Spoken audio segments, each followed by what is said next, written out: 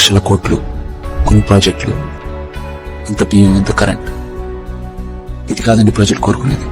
YS Jaganmohan Reddy అనే నేను మార్పు కోరుకుంటున్నారు. వ్యవస్థల మార్పు, చట్టాల్లో మార్పు,